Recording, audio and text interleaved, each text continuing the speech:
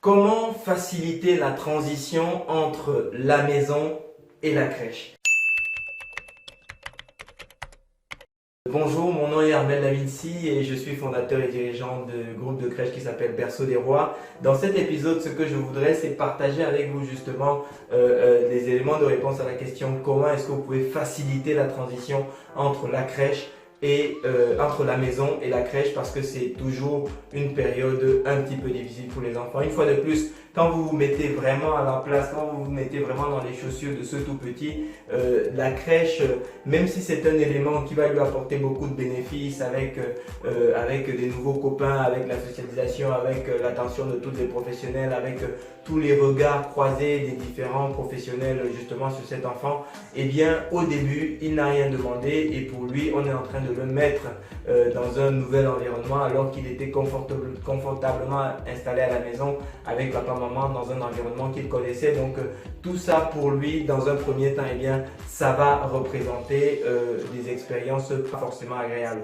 Et vous avez à ce titre raison de vous poser la question: comment est-ce que vous pouvez un petit peu changer les choses? Alors, ce que nous faisons au Berceau des Rois et qui peut tout à fait être appliqué à d'autres crèches, mais je vous parle du Berceau des Rois parce que j'ai une bonne connaissance de la manière dont nous procédons, c'est que nous allons désigner pour chaque nouvel enfant qui va rentrer dans la crèche ce qu'on va appeler une référente. Alors, qu'est-ce que c'est qu'une référente? En fait, ça va être une professionnelle de la crèche qui va être spécifiquement à l'attention, qui va s'occuper spécifiquement de cet enfant, notamment pendant la période d'adaptation et au-delà.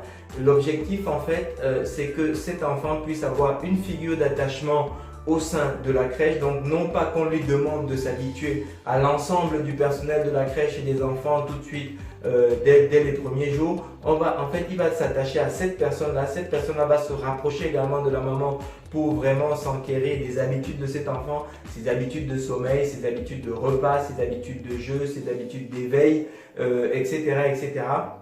Son doudou, comment, voilà, bref, à toutes ces interactions à la maison, de manière à essayer de reconstruire en fait la même situation, la même réalité, ce même environnement auquel l'enfant est habitué, de manière à être également en mesure de pouvoir comprendre et décrypter en fait les réactions de l'enfant. Et de cette façon, eh bien, elle va également, cette professionnelle, modifier ses horaires pour vraiment coller avec le planning d'adaptation du petit qui va rentrer en crèche. Et de cette façon, on arrive à obtenir des résultats vraiment très très intéressants parce que tout est construit pour vraiment limiter le choc, pour limiter la brutalité du changement vis-à-vis de l'enfant. Donc avec une période d'adaptation qui va être progressive, le premier jour il passe 1 heure, le deuxième jour il passe une petite matinée, puis il déjeune un petit peu, puis il déjeune, il fait la sieste, puis progressivement il fait une petite journée.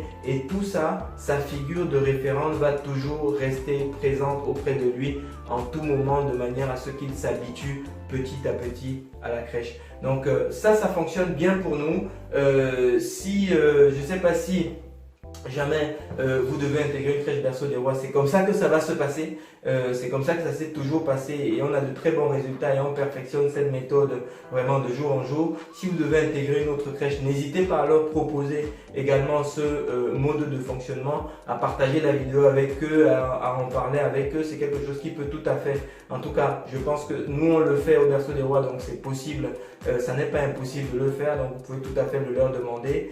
Et puis si vous avez des questions, eh bien n'hésitez pas à les poser également dans les commentaires, on vous fera un plaisir de vous répondre. Et comme d'habitude, eh bien je vous souhaite beaucoup d'épanouissement dans votre métier d'éducateur. Merci et à bientôt.